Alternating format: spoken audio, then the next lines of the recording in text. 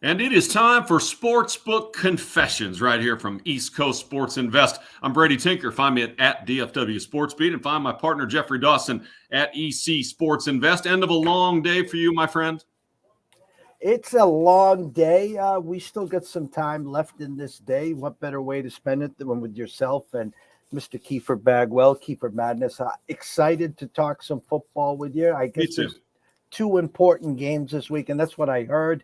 I've told you this. I'll tell you again. I think this weekend dwarfs what will happen 2 weeks from now with the hype and hysteria. This is the weekend, if you're a football fan, that you want to be ready for. Yeah, these are, historic teams in many ways and historic matchups. This is kind of how everybody would have picked it 2 months ago, probably, as we were watching best teams playing the best with injury issues, not, hamstringing them too much. So, I wanted to, if you didn't mind, just for the fans, just especially for those who are going to bet on this week's games, to talk a little bit about last week's games as well. The Cowboys succumb in San Francisco, playing a pretty good game, to be honest with you. I mean, the fans here, as you can imagine, are suicidal once again. It was a wonderful win over Tom and company, who weren't playing very well.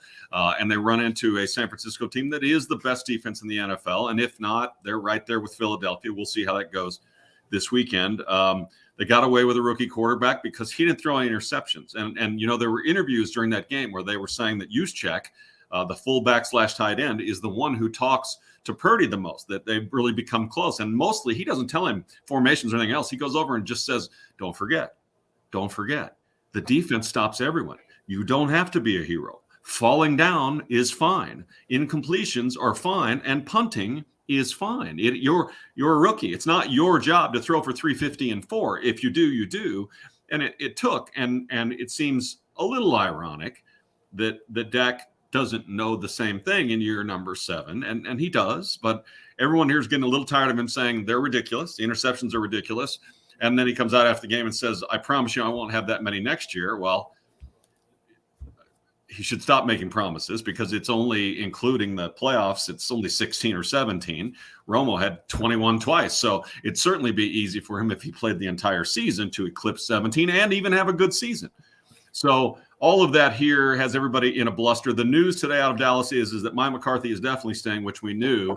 And now so is Dan Quinn. Dan Quinn interviewed with about 4 or 5 teams and told everybody today, you know what, take me off your books. I'm staying in Dallas. So Cowboys fans, maybe they're not yet, but should be ecstatic about that, because the truth is those two men have combined to get a lot out of their players. Do they do every single thing right? Does McCarthy handle everything right during games? Absolutely not. But the locker room responds to and likes both of those men a lot. And we were talking about 53 plus 17. It's huge. It's huge. The Pittsburgh coach stays there. Andy Reid stays there. These coaches that stay places for a long time, it's because they can get men to do what they need them to do in a brutal, brutal game. So it's great news for the Cowboys that both the head coach and the defensive coordinator are staying. They have places to go, and the truth is you can win a Super Bowl, I think, just not very often, with a quarterback that's not great. And I think the Cowboys will go out and do what they can to improve the running game and maybe not run the same offense as San Francisco does. But I think that they are going to try and become more and more of a running team, which – there's decisions, because Zeke's already come out and said, I know I'm supposed to make $10 million next year and you're probably cutting my ass, but I'll take a pay cut. I want to stay here. So it'll be interesting. How do you feel about $2.2 million with incentives that can get you to $4 million? If that kind of pay cut is what you'll take, they'll probably have him back. Wouldn't surprise me if Pollard doesn't stay, not because they don't want him, because Jerry loves him, but he is now coming off a pretty darn major injury and a surgery, and he will be in his 5th year next year. Now, he doesn't have a ton of carries, but I think someone's going to offer him $8 to $12 million a year, and the Cowboys with their cap situation will not be able to do that. So now when do they draft running backs? What do they do to address their running back issue? They want to address a wide receiver issue too.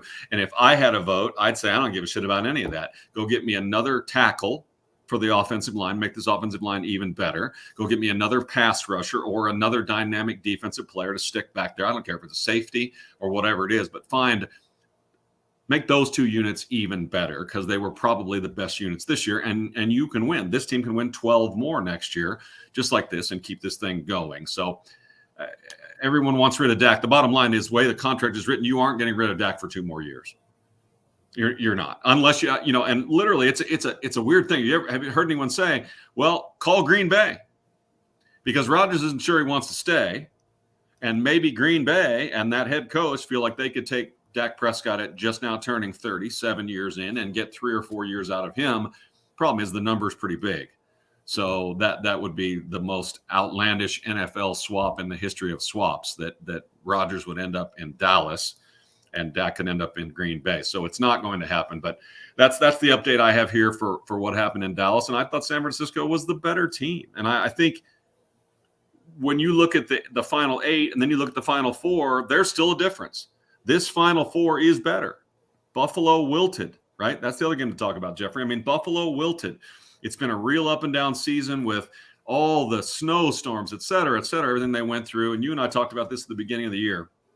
The pressure that was put on Buffalo from the beginning. The quarterback's going to be MVP.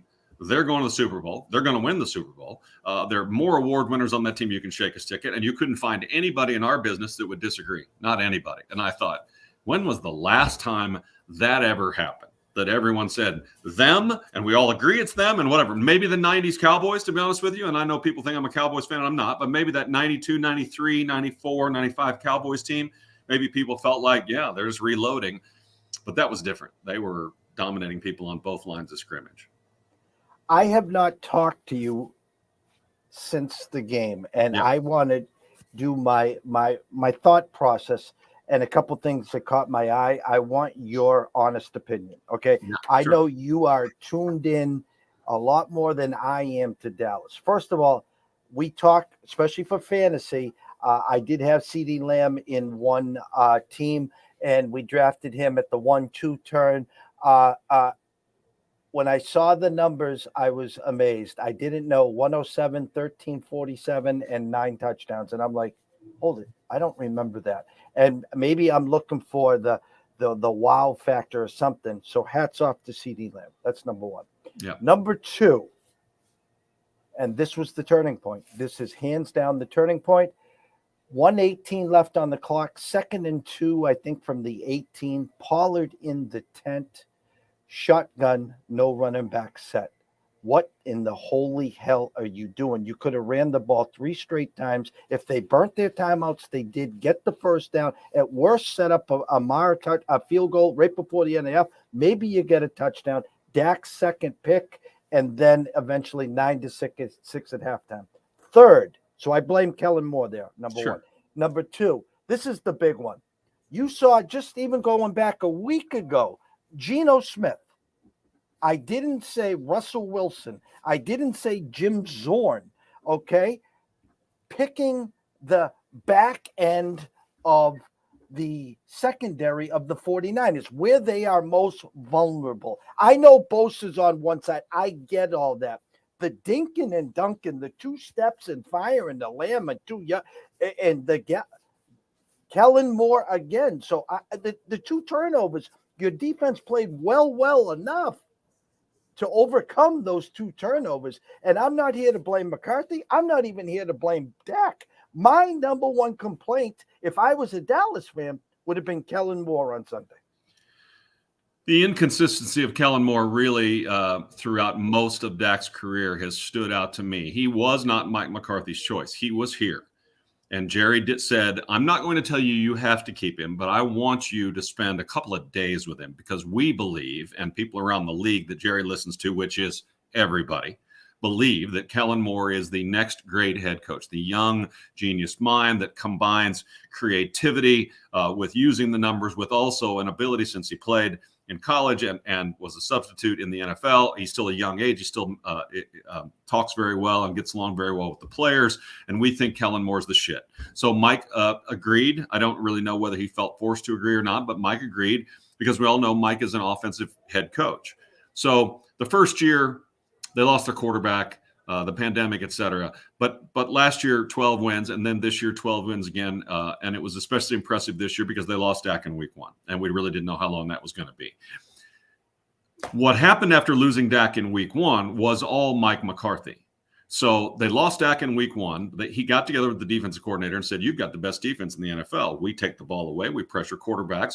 We think that we've done something miraculous here in the preseason with this running game going more zone blocking. We still got early in the season, Zeke still has some pep in his step. Pollard's going to be great. We're going to do defense and running, and we're going to see how we can get through this 6-game stretch or 7 or however long it was going to be with Dak. Mike McCarthy took control of that offense and the majority of the play calling. And when he told us, he said it's going to be a defense-first operation, then a running game, then a kicking game.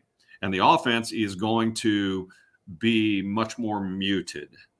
And he said, Kellen Moore understands that and is on board with it, meaning I don't really give a shit. This is what we're doing. And that was massive because they did it. They did it. They got through it 4-1 or whatever in the backup quarterback's job. But McCarthy then, when Dak gets back, Dak and Kellen get along so well, Mike backs out a little bit. So I think every week Mike has input as to what he thinks will work in a particular game against particular defense. And then he also will have input with the headset when a game is going a certain way. You get a lead or you're trailing or whatever. But there is a disconnect in a lot of these games where you see such an unevenness. And I totally agree with you, right? Pollard left the game and all of a sudden we're never going to run the football again. And you have a backup running back, Malik Smith, right? Isn't that right? Is that right? Damn, I should know that. I'm the Dallas guy. Anyway, the third string running back proved this year at 5.2 yards a carry that when you give him a chance, and it was about 50, 60 carries, that he can pound some people. And I just thought, as a head coach, I'm not giving up on running. He's a kid. He's had 60 carries. Let's see if he can lay a little punishment on San Francisco. He's not Pollard fast, but I think what happened is the Cowboys felt like, and Moore felt like what I was saying to people that I was watching the game with was the only running that's going to get done today is Pollard because he is quick enough to squeeze through these little bitty seams that the Cowboys are opening in their defense. So he's not going to have a big day, but he's going to be effective enough because he's so fast through the hole he can do it. And the minute he was gone, everybody looked and said, well, it ain't Zeke, and it's probably not Malik Davis. I think it's Malik Davis. It's not him either. And they just gave up. And I'm with you. That didn't make any sense to me, and it certainly didn't make any sense to me right at the end of the half. Listen, go to halftime tied, or maybe go with a 3-point lead. But fine, regather, reconvene, decide how this thing's going to work without Pollard, what you're going to do. Instead, I mean, this has been a thing with Dak for the last 4 or 5 games, not just the injuries, but the injuries that are not the injuries, the interceptions that are so untimely. You know what I mean? So you turn it over or the other team scores and then Dak comes back out on the second play, turns it over again. Dak's just been a momentum builder for the opposition's offense a lot in the last 6 weeks. So it's a quarterback thing, Jeff. I mean, you and I have watched it. The best quarterbacks don't do that, And you almost were pigeonholed. Here we go again, is on the touchdown, the blocked missed extra point, which it looked like if you slowed it down, it was going to go wide left. But the mindset, here we go again. Yep. And but I just turned around. I said a tweet, what is Dallas doing? And then he threw the interception. And then Ron, who comes on Tuesdays with us from LA, he came right back and said, Jeff, I was thinking the same thing. Here you got 2nd and 2 with just over a minute, and you got Pollard in the tent getting ready to get carted off. You at worst, like you said, make them burn the timeouts, get a field goal attempt, or maybe get the first down, and you might get a touchdown. I was just blown up there, but I still didn't understand, Brady, the stretching of the field. You watch what Jalen does to that secondary on Sunday with the A.J. Browns, with the Devontae Smiths, with the Godairs down the seams. You did not, in my eyes, 3-yard outs to CeeDee Lamb, trying to get him to run sweep. I didn't get it. I didn't get it either. And if you watched Off of the Helmets last week on Friday, I basically said, listen, it's a really good defense in San Francisco, but they're 23rd in the NFL, essentially between the 20s. You can get some chunks between the 20s. You can make some plays. And CeeDee Lamb's a really good player. And this is when this quarterback's hot, which he was, they can be good. You've got to take your shots. You have to make them respect you. And especially when the Cowboys defense came out and was in every gap. right? I mean, McCaffrey didn't do much. Debo didn't do much. If you would have told me whatever it was, a combined 100 yards total between the two of them, I would have said, way to go. What a game plan. And what a bunch of guys who stepped in the gaps and took on these two backs and this bruising wide receiver, and way to go. It also can be, first of all, I'll answer the other question. Kellen Moore most likely will not be here. The only reason that hasn't happened now is because he was in the hunt for at least one head coaching job. As a matter of fact, as I understand it, came pretty damn close, interviewed very well in Carolina, and almost got that job. So the Cowboys were not going to do that to him. We're not firing him today when he may be able to get at least one NFL job. Won't look right. We love the kid. We're not doing that. So my impression is he most likely is going to be released. When asked today, Mike McCarthy said, we have some conversations to have, blah, blah. He didn't come right out and endorse him saying, oh, Kellen's will be back. Kellen's our offensive coordinator. We're not changing anything. He didn't even come close to saying that. So, it may be a situation here where Mike's going to say, I'm, for the most part, taking this over. But you and I have a good relationship. If you're okay with me building the breadth of the game plan and you executing it how I want it executed, maybe you can stay, something along those lines. Maybe, because Dak certainly loves Kellen Moore. On the other hand, as a fan, I don't give a shit what Dak likes. The bottom line is that he's streaky good and he's streaky bad. And when you get to the final 8, you can't miss wide open wide receivers. You can't deliver the football late all the time. The CD Lamb play down the middle with the damn linebacker chasing him. The ball was thrown a full second and a half too late. Why'd you let him catch up? There was no safety in the middle. Throw the damn thing. Throw it up in the air. Let him run under it. I mean, it was way too late. It was way too late. They showed, I think it was T.Y. Hilton on one of those wide plays. Open for a touchdown. Wide open for a touchdown. What happens is that's why, if with off the helmets, we talked about that. We basically said Dak can only be really good. I'm never going to say great. Dak can only be really good when the running game is really good. And then everything is much more timely. Play action pass works. The third step, you hit it. The fifth step, you hit it. When he gets to be on time and he gets to be in a rhythm, Dak can be very good. When he can lay eyes on the receiver that he's trying to throw it to, he generally throws it pretty well. But when things speed up and the running game isn't as good and the bullets are flying, his brain flies. You can see it. You can literally see it. The double pump on the first one, and I don't know what Gallup's doing either, but how can there be that type of miscommunication, right? Gallup thought he was going to run. So he basically stops and looks for somebody to block. Only his defender's now standing in front of him. Dak doesn't see it because he pulled it down twice. Defenders are seeing this. Everyone's seeing this. Get Dak to wait a second, to pump or to pump, and he's going to throw it short for the most part. And he's going to throw it to somebody that he wants to throw it to. So jump some routes. You got safety behind it. Why wouldn't you? And they did it all year. So decision-making and just the fact that you can still stir Dak up. And when his brain goes a little bit too fast, he doesn't take his time making the proper reads and getting the ball. I told you, Baldinger had him last 6 weeks of the season saying, see, this is good. This is relaxed Dak going through his progression. See this? This is sped up Dak. Can't quite tell why, but this is sped up Dak, who wouldn't stay with the receiver coming open, who got off of this receiver. You can just see it. And it's year 7. So the big question here is, what are you going to do? What's most important? Is it more important to find a different offensive coordinator or just let McCarthy do it? Do people believe McCarthy can go back to being an offensive coordinator and be the walk-around coach? Because none of us are sure that he's real good game day to begin with. So, because the quarterback coach, Nussmeier, is still there, but may not be there. He could easily go back to being the tight end coach. And is there a guru out there you can bring in to slow him down? Because what we watch on this Sunday, set aside the San Francisco quarterback, is going to be, especially in the AFC, 2 quarterbacks who don't get rattled, 2 quarterbacks who know where everybody is, who take the check down automatically, who make the reads at the line of scrimmage 95% of the time correctly, right? And who don't mind falling down or throwing the ball away. And that's what it takes at this level to get to where these guys want to be. And Dak still needs some help. And, I don't want to overlook what you brought up initially about Buffalo, and they were definitely leaking oil. Yep. They were that team. We came on here in August, AFC champs, Super Bowl champs, mark it down MVP, Josh Allen. They were going through Buffalo.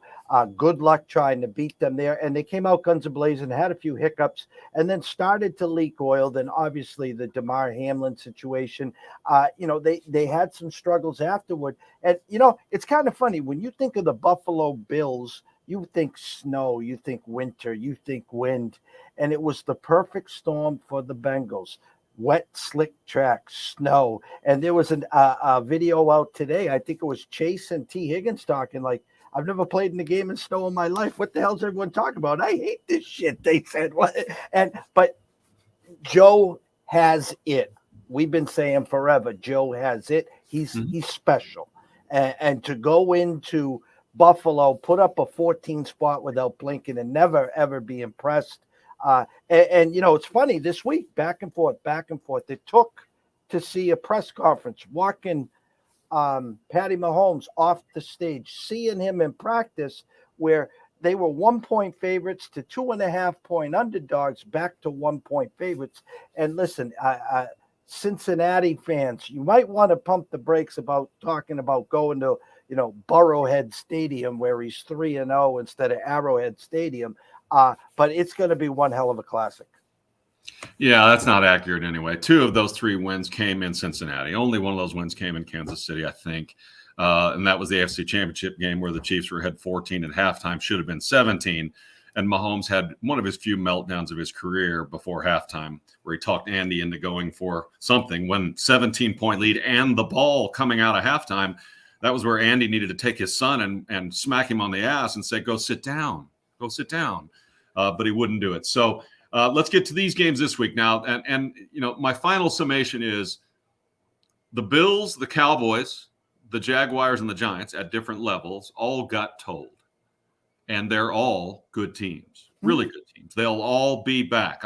What Dable did, getting them to this game will do nothing but help that team. Help getting into the tournament, feeling the difference of the pace with a lot of young players on that team, right? Getting Daniel into that game was a huge game. It doesn't matter that they lost 38-7. It doesn't matter. And the Jaguars the same way. The Jaguars just kept coming, and they smelled blood when Pat got hurt. You could sense that. And if they'd have been in Jacksonville, they might have won. But the Kansas City faithful helped that team a lot. The Cowboys really had every opportunity to win that game. And as much as we can bitch about everything we bitched about, Diggs had an interception hit him in the stomach. He had 11 interceptions last year, and if the ball was within 3 yards of Diggs, no matter where it was last year, he caught it. He caught it as if he was the best wide receiver in the NFL. Diggs didn't drop nothing.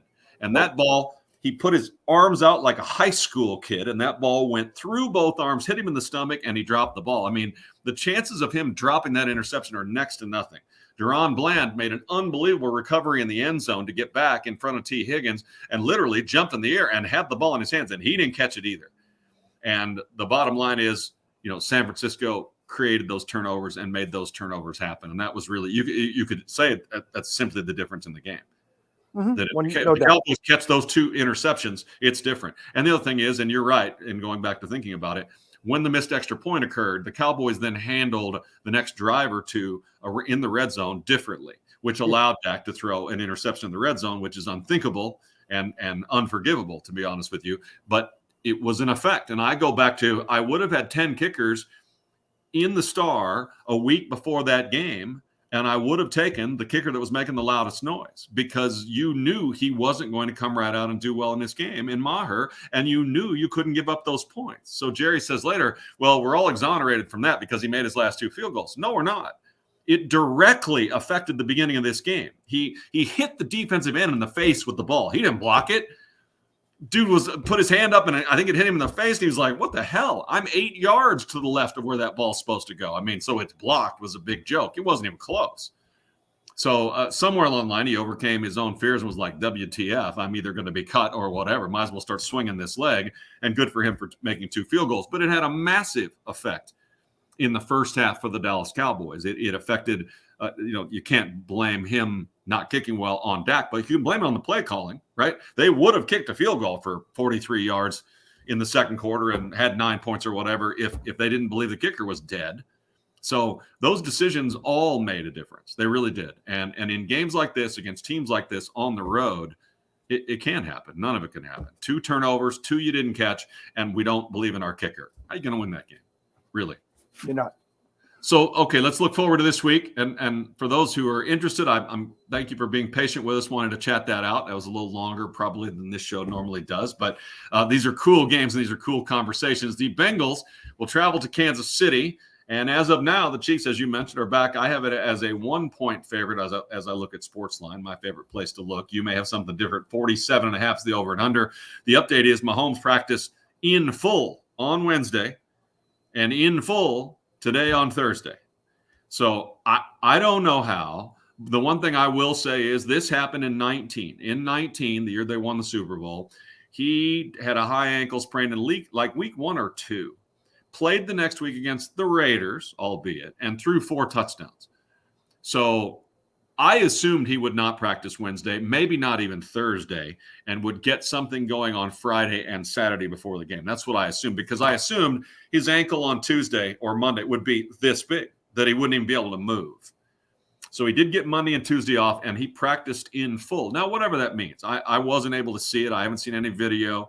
Certainly, there's no way he's moving like he normally moves, but he's out there, and they are figuring this out. And it's very interesting because I'd be interested. The Bengals believe they are going to knock the shit out of the Chiefs again. Joe Burrow and company and the adjustments that those coordinators have made in the last 3 games against the Chiefs have the Bengals believing it doesn't make any difference what they do. Even if we fall behind, we're fine. Twice we've come back from 14-point deficits. This year they beat us at their place, I think, rather handily. They basically had the whole game.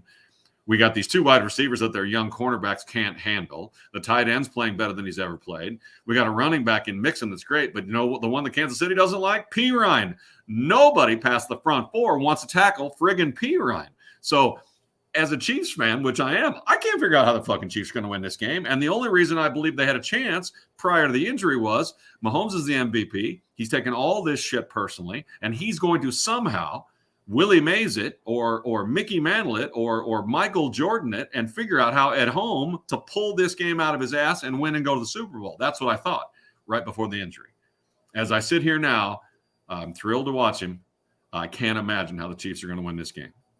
Currently at the Circa in Las Vegas, the Chiefs now 1.5 with a 48 under over. Going back to that game in Cincinnati, if my memory is correct, and please, I don't remember what I had for breakfast this morning, but I remember the Chiefs with about a 10-point lead, and Burrow and company scored, and then the Kels turnover was the key, where then Cincinnati then came back and won that game. It was a great game. I think actually Casey got out, was it ahead in halftime into the late third. That's not quite right. So it was 14-10 Cincy at halftime. The Chiefs then scored 14 unanswered to begin the third. Okay. And got the lead. The Bengals kicked a late field goal in the third and then scored 10 unanswered in the fourth, aided by Kelsey's uncharacteristic fumble at exactly the wrong time. He fumbled it maybe the 40-yard line of Cincinnati too, where you felt like, okay, if they even kick 3 here, the Chiefs are winning this game, but they might go get 7, and it flipped everything. But it was a good game. But I will tell you, in that game, Mahomes threw for 223 in that game. They ran the ball pretty well, did the Chiefs. And I imagine as we sit here now, as much as this again is against the grain of Andy Reid, they have activated Clyde Edwards-Helaire. So I believe, and that's not, I'm serious. The reason that I think it's a big deal is that I think he's going to do his best to try and work Pacheco and McKinnon and Clyde Edwards-Helaire into a game that literally has less possessions, right? The Chiefs are always about the 8, 10, 12 possession games, right? That's what they do. They score quickly, they move quickly, right? They get up and down the field. Things happen quickly. It generates lots of possessions for them. It makes it a little tougher on the defense, but the defense always has a lead. I think this game is going to be different, at least from the beginning. I think that you're going to see 2 and 3 tight ends, which they've run some formations out of.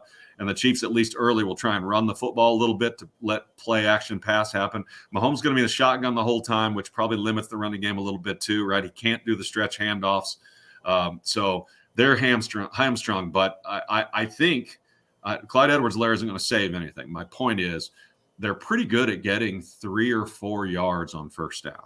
You know what I mean? And then when that happens, with all these plays, it's so much easier for them to keep the ball, as Henry Strand would say, matriculating its way down the field. So I'm wondering about the under here in this game, to be honest with you, based on that thought. 48 seems initially like, well, these are the two best offenses left in the game. One of these two teams is going to the Super Bowl. We're going to 55 or 60, and we may. I just have a feeling there's going to be less possessions here. This Cincinnati defense allows 17 or less in like every game. Yep. Go back and look at their schedule. No one talks about the Cincinnati defense. They went into Buffalo. What did Buffalo score? 10 points. Yep. They just don't allow, and no one talks about them. You on our shows bring up what they have done to you in the second half, their adjustments, second to none. Now you get Mahomes with a bum ankle. Listen, this line has gone A, B, A, B, A, B, A, B, up, down, side, side. So you're getting the best number probably since Brady went in there on Championship Sunday if you're a Mahomes and Chiefs fan. Okay, when's the last time Patrick Mahomes was a pick'em or -1 at home? I can't remember. I don't believe it's ever happened. Yeah. So the value is on the Chiefs. Now, you're talking about pulling the air out of the offense, slowing this down. It makes all the sense in the world because what can Cincinnati do better than anyone left? They can move the chains, whether it's Mixon, whether it's P. Ryan. And then, of course, you got Chase, you got T. Higgins, the emergence of Hayden Hurst, one of the better kickers in the game. He's done it 3-0. I'm not buying the sizzle like Tom Brady was against your Dallas Cowboys. 7-0 lifetime, 2-0 as a Buck. This game is the coin flip of all coin flips. First one to 24 wins. That's what Vegas is saying. I agree with it. It's Thursday at 9:51. I still don't know. I don't. Because I talked to some writers in Kansas City, and here's the message they're selling to the defense and Chris Jones and company, and that is he always does it. It's your turn. He always does it. You guys know if you can hold a team under 27, the defense, you're going to win. Hold them to 27. Would you guys mind going out there and breathing enough to hold them to 27?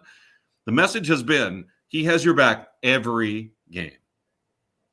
It is now your turn because the Bengals do not turn around and throw the ball down the field that much. They are really diverse.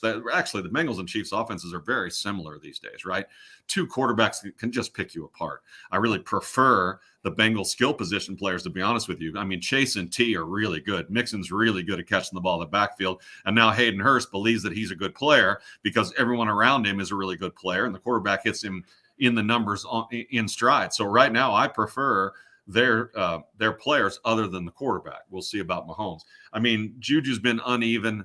Marquez Valdez-Scantling has played with two dead-on Hall of Fame quarterbacks and is below average. It's unbelievable. He's so average that Chiefs could really use McCole Hardman and the speed, and it has taken him now 7 weeks to get over some sort of abdomen injury. Did not ever hear that he got stabbed by a 10-inch knife, but what the fuck?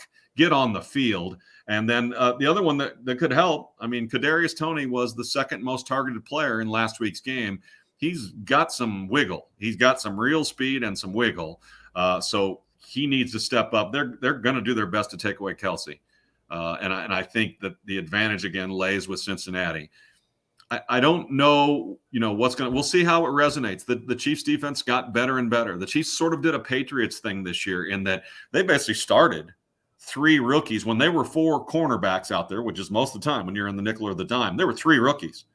And Belichick has done that several times where 5 games in, we're all like, they can't stop anybody. They suck. But you get to week 14, and he's such a genius with the secondary that all of a sudden his secondary is good. Well, this Chiefs young secondary is getting better and better.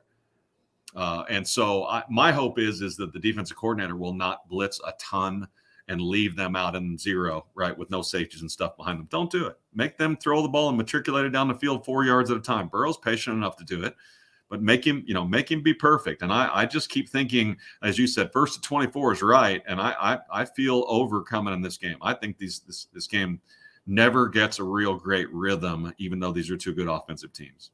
I agree. And I was looking at your numbers too with Cincinnati. Boy, I agree. Watching Cincinnati in the Super Bowl last year, I kept thinking, God, I don't hardly know any of these guys. And they're good. They tackle. They're not out of position. They're well coached. The adjustments they make. I mean, I'm thoroughly impressed with Kansas or with Cincinnati, and I don't want to be, but I am. I got to tell you, I am. They're a good team. They're, if you're Cincinnati and Joe Burrow says this is the norm, this is what you're supposed to expect. We're going to play for championship games and go to the Super Bowl every year. Hell yes. Everyone in Kansas City is like, tell him to shut up. Whatever. I mean, you need to get over it. Good is good. Everybody thinks your guy is good. You got to admit, Joe Burrow's good. He's good. He's just flat good. All right, so let's get to the other game this week, and that is a doozy. And I don't know what the over and under here is yet either, so shout it out to me. San Francisco will travel to Philadelphia, the number 1 defense versus the number 2 defense in the NFC. Both teams are beautiful to watch offensively, featuring the run first and everything coming off of the run. But again, I got a feeling these two defenses are going to take this game over. My overnight numbers initially back on Sunday into Monday, Philly 1.5 with a 46 under minus 15 cents. Yeah. Currently at the Circa right now, the Eagles minus 2.5, minus 15 cents. That's a big minus 15 cents to all the listeners here, because that means usually the next move will now go to 3 and an under over of 46.5. So if your book has 2.5 and you're not playing the money line and like the Eagles, you might want to buy now instead of waiting, because tonight is Thursday. Thursday night, as Brady knows from these shows, Thursday night is the oil money that comes in from Texas to Vegas. You see a lot of overnight moves when you wake up tomorrow morning. Friday is the California money coming down for the weekend. So your big move is going to move tonight. The Circa's telling me if you wake up tomorrow morning, don't be shocked if it's the Eagles now minus 3. And it's interesting, breaking it down a little further. I watched the Giants game. That was not a great Giants game the Eagles beat. Now, they did literally dissect them and do almost anything they wanted to do. The confidence was superior. Surprised me a little bit because of how little he's played. But I did not necessarily think that I saw the Jalen Hurts from 6 weeks ago. And so that's just my eyeball test. Now, the Giants defense is a coming defense. That's a coming team. That's not San Francisco. This is going to be different.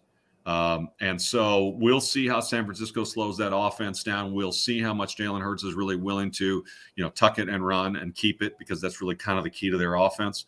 And I'm not sure what I think, but I just have a feeling San Francisco is going to make it a lot tougher on Philadelphia, certainly than the Giants did. What are you with me on the under on this game too? Are we going unders on both of these games? That's usually historically what you're supposed to do. Just my mindset again. People remember what they saw last. I mean, nothing about the Giants. I'm not taking anything away, but this is apples and oranges here for one thing. Go back and look at the San Francisco season. And since Brock Purdy's been here, they've had 2 road games. They traveled on a short week to Seattle, and then they went to Vegas, where he was actually trailing at one point in the 3rd or 4th quarter, and they came back. Because of the schedule, and the Niners have only had 7 road games, and 3 of them were real early this year.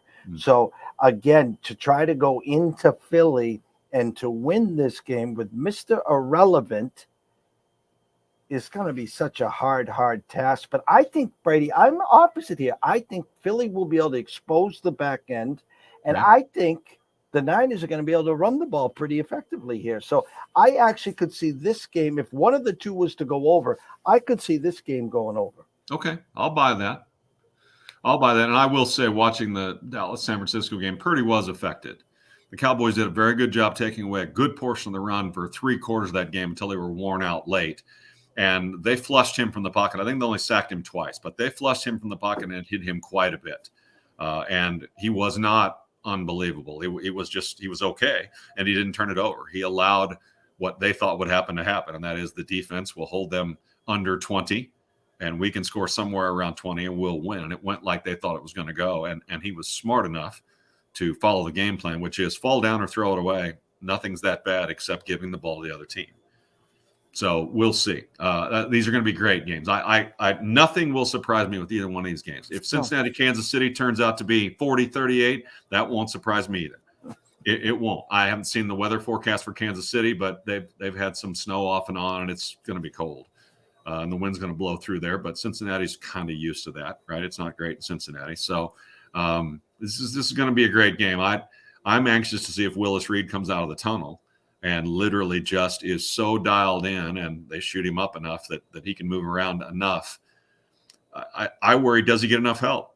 Right? Juju hasn't done anything in 3 or 4 weeks. He needs to do something. And I do question the little short patterns and all the stuff they're running with him. He's kind of a hoss.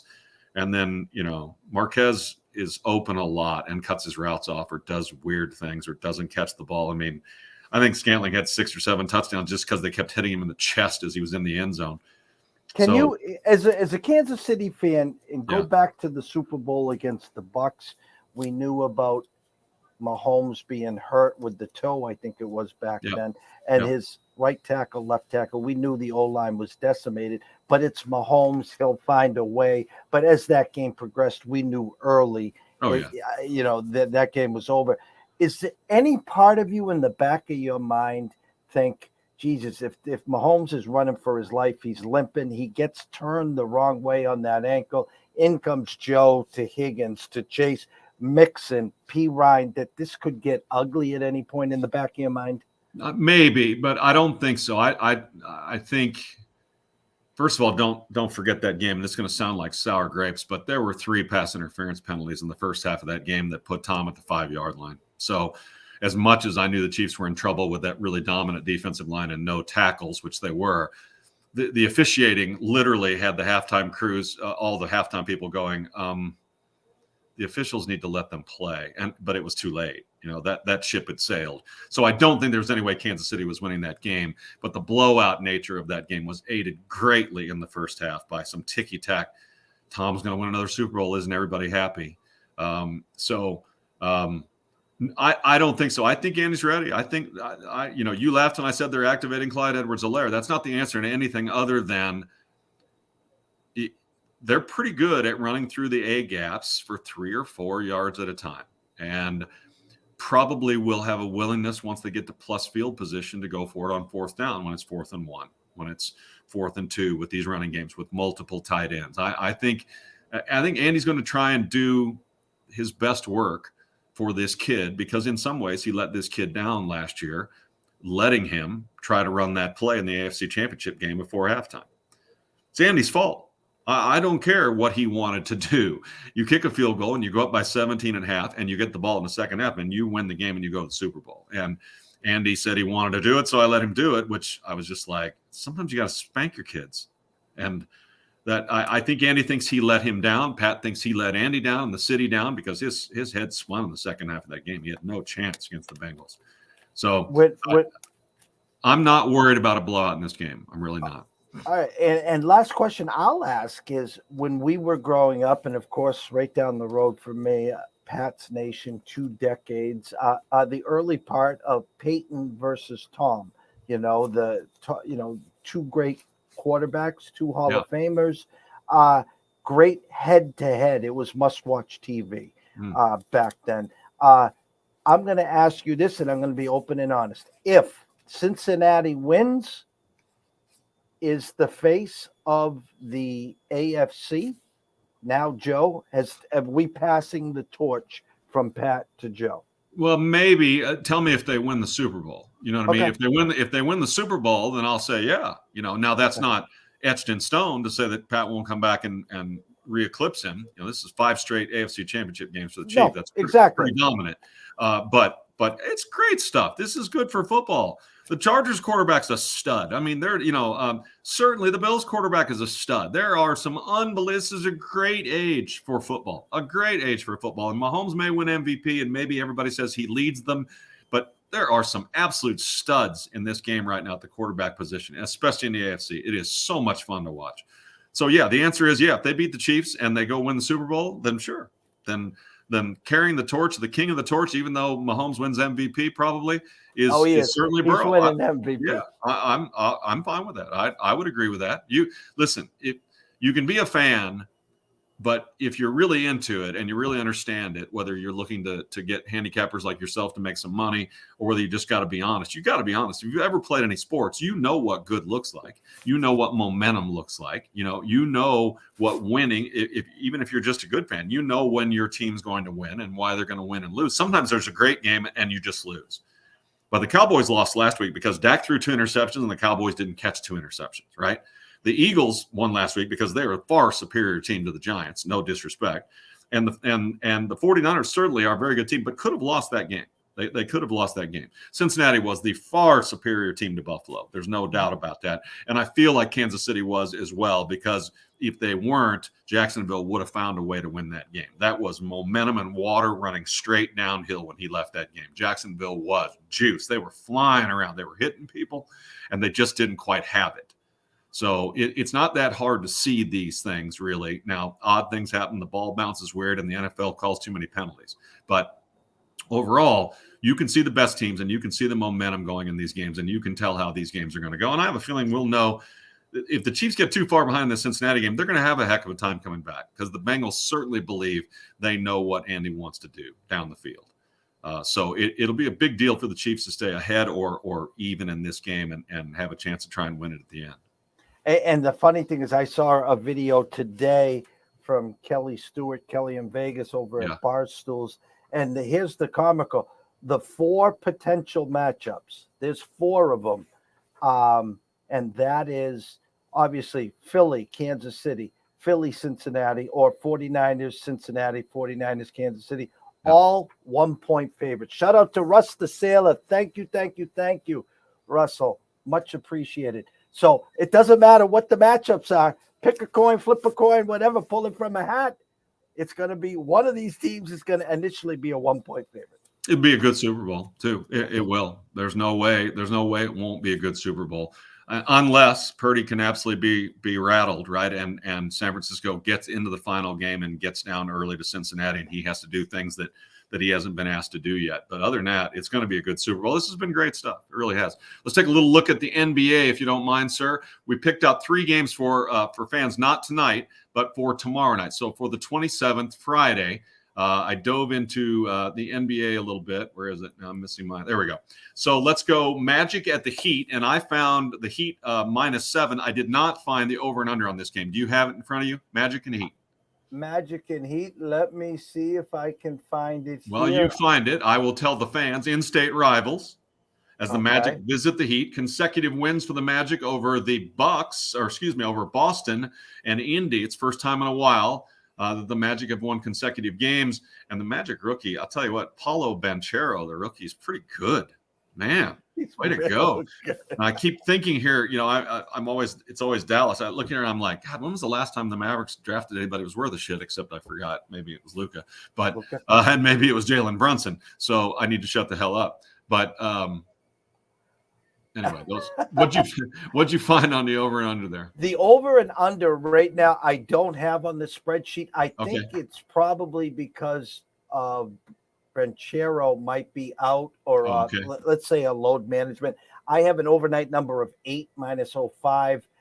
The best number around is 6.5. It's going to DraftKings right now at 7. So I think they're waiting on some info on the Orlando side. I got Butler as probable though. Yeah. So it should be all systems go for the Heat, and we're just waiting on a Magic report. Okay. Toronto was at Golden State. Golden State had an emotional win the other night, I think on Wednesday, sort of finally getting everybody back, and they got a wonderful win over Memphis in a come-from-behind game. Now it looks like Golden State is kind of coming together as the team that we watched last year and we've watched for the last 5 or 6 years. And Toronto's a really good team. Siakam, Van Vliet, Anunoby and Trent, and they have all 4 of those guys score between 17.8 points and 25 points. It's a good team. Toronto's a good team.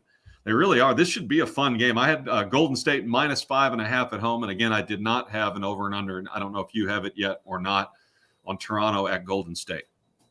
Well, first of all, the mayor is in the house, Mr. Sean Childs. Shout out to the mayor. Nice. What's up, nice Sean? He wanted to know what the odds were for the Chiefs winning by 17. Sean, I can find that number for you. It'll take me a little time. and I'll Leading dig by that up. 17 and giving it up, or winning by 17? Winning by 17. So he's looking for an alternate number. Yeah, so I'll get that for you, Sean, at some point. Thank you for tuning in. Again, on that game, I got 4.5, 5.5 at DraftKings. No under over yet. And let me just see my info button here for you.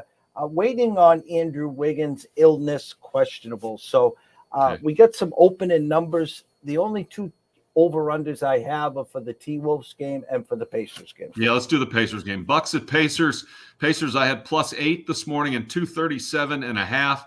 Giannis back just recently from an injury on Wednesday. He had 33 and 14 against Denver, who didn't play hardly anybody, so I don't know what to make of that. And Indy's, again, some Halliburton's a good player. Indy seems to sort of have some things going. I'm not here to say that they're a really good team, but this will be a tough game for them. But they are at home, and the Bucks haven't really had all systems firing as well either. 237.5. How do you feel about that? 237.5 with an 8, a flat 8, opened at 7.5. Seems like the Bucks will have most of their arsenal in play. Big number for them. The 237.5 for most people will look like a big number. Yeah, it did to me. I call this a popcorn pom-pom game. Grab your popcorn, grab your pom-poms. Take the over 237.5. First one to 120 wins this game. This should be an up and down track meet in Indianapolis, where we home of the Indy 500.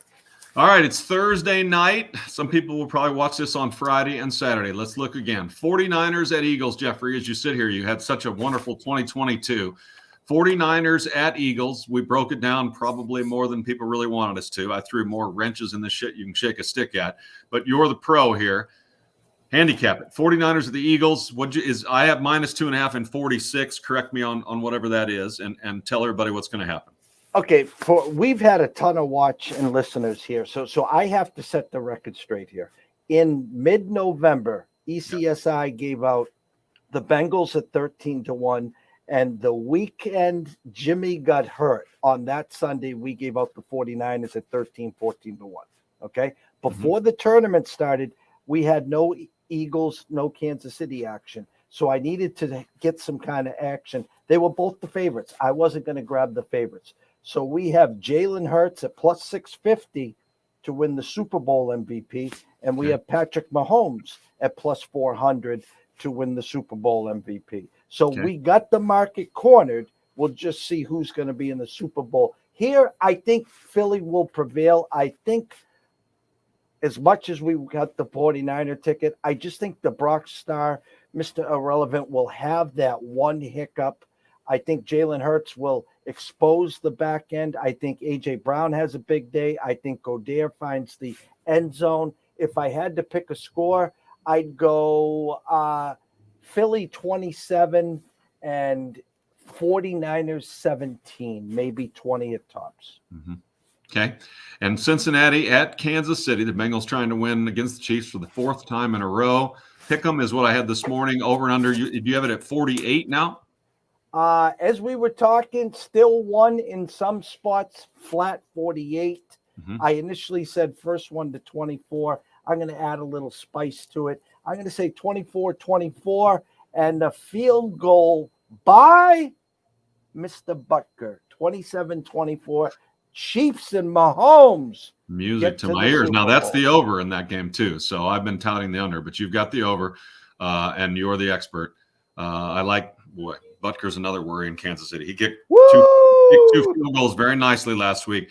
There was a big breakdown on that, right? All of us are like, oh, my God, Butker's been, virtually perfect for 6 years. What the hell is going on? And I don't know if you saw that before we end the show. People might find this interesting, but the old punter for the Chiefs, and I'm going to forget what his name is, when people were criticizing Butker in a game where he missed 2 or 3 kicks, came out and said, you don't know what you're talking about. These kicks are being missed because their punter, their young punter, who is a phenomenal punter, is a shitty holder. And he's missing his spot and or not getting the laces around now 30% of the time. So all of a sudden, I went back and looked at an extra point that he missed where he hooked it like a bad golfer, hooked it to the left, and the laces were basically facing the bench. And he said the other thing, which I'd never, right, as a novice with this, I've never, in all my years of watching special teams and covering Cowboys and everything else, I've never had anyone break down to me, listen, when the guy is catching the ball from the center and putting it down, he's looking at a nickel-sized spot on the ground where he's going to place that ball. And when he misses that spot forward 2 or 3 inches or backwards 2 or 3 inches, you're talking about the difference. Like if you play golf at all, if you put the ball back in your stance, you're likely to hit it lower, and it's easier to push it a little bit out to the right, and hopefully it hooks. If you move it forward, you hold the face, and the ball goes a little left and a little bit higher. So what he was explaining is the vagrancy of this guy's holds, and he doesn't hate him, but he was just basically saying he's missing his spot, sometimes 2, 3, 4 inches, and sometimes not getting the laces around. And there is your explanation for Butker's problem. I'd never really heard it explained that way. And then didn't we hear last week in Philadelphia that they've been somewhat busted for a little aid that somebody was putting on the ground, some sort of plastic tee that was allowing him a spot to basically just know exactly where to put the ball down, except every time he kicked it, this little tee's popping up in the air and hitting the official in the nose. So the NFL, week before the playoffs start, comes out and says, no more of that shit. Well, it feels like that's a little late, first of all. To me, and I'm not a Philly fan, but if you've been seeing this for a while, and then someone else said, well, what's a kicker going to do without that? The point is, I don't believe the kicker is looking at that little aid at all. It's for the holder to get the ball down in the exact right spot. So those are interesting little details that we've been hearing about. For some reason, I'm in the mood to throw that shit in. I'm in the mood to talk about everything. I'll sit here and talk for another hour if you want to. I can figure out how every one of these teams is going to win and lose. It's funny because that little aid you were talking about then it quickly was rebutted, or however you want to say it, that every team is able to do that or whatever. I'm just trying to pull this up for our buddy Sean. I know they won't go to 17. Sean, if you're still with us, hold on right now. I am going to find your number for you because that's what we do here. Kansas City to win by 17. By 17. I'll never sleep that night. Sean, Kansas City to win by 13.5. You can get right now plus 460 at DraftKings. There you go. So you don't need the 17. I can't get that one. I can reach out to my buddy, Mr. Julian Edlow at DraftKings Sportsbook. I got you right now, minus 13.5, plus 460. Mr. Child says, bet the house 42-23. Those look like our Super Bowl squares, 2 and 3. There you go, Sean.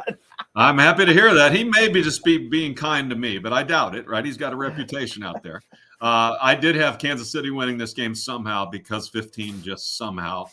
Playing Philly in Arizona, which I've been to several Super Bowls in Arizona. Arizona spread out, Scottsdale and Phoenix and all that, and the parties and the gatherings are all over the place, sort of like they are in Dallas. But for in some manner, Arizona does a great job with that game, and that is kind of a cool stadium out there. When you drive upon it, it looks like the Michelin Man from the old TV commercials with the tires around its waist. That's what it looks like from the outside. But I've seen them. I was in that stadium one day by accident, thinking there was an event there for a Super Bowl some years back. And we got in and we got all the way through. You just act like you know what you're doing. I just kept going. And all of a sudden I was standing at the 50-yard line and there was no grass because they were bringing in, I didn't know if you know they do this, they were bringing in trays of grass. The grass in Arizona is brought in by a series of about 20 different trays, and they bring it in and out of this arena so they can, I assume, play hockey and drive monster trucks and whatever else they want to do. But it goes right out the back door. We were right there. We thought there was an event, but there wasn't. I'm like, look at this shit. Trays, giant trays of beautiful firm grass going in and out the back door and being kept in some sort of an incubator that gets heat and sunshine to it. And beautiful thing to watch, really is. I imagine that is the way of the future. The Kansas City apparently is looking to build a new stadium in downtown Kansas City. They're going to move away from Arrowhead, which old people don't like change. So I'm not. I'm not up for that. And Arrowhead, where Arrowhead and Royal Stadium are set out there, still sort of sits in the middle of nowhere. So it's relatively easy getting in and out of that dual stadium. It really is. You go to downtown Kansas City and down by the river and the stockyards and everything else, I don't care what they do. It's impossible getting in and out of there. I used to go down there to Kings games, And it was the same thing, impossible. So I know it's all about money, but I just soon stay in Arrowhead. If you had the opportunity to go to the Super Bowl, Yeah.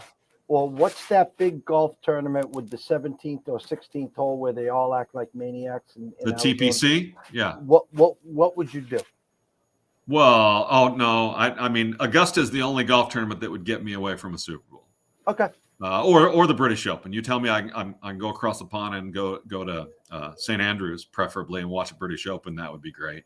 And I want to do one of those two things pretty soon before Tiger's done. He may be done now, but he's going to play some more. So I want to see that in person, like I got to with Jack. But Arizona is really a fun place. If any of you are planning on going to that Super Bowl, it's a lot of fun. Go online and figure out a way to finagle your way into. There will be a Playboy party. There will be Maxim parties.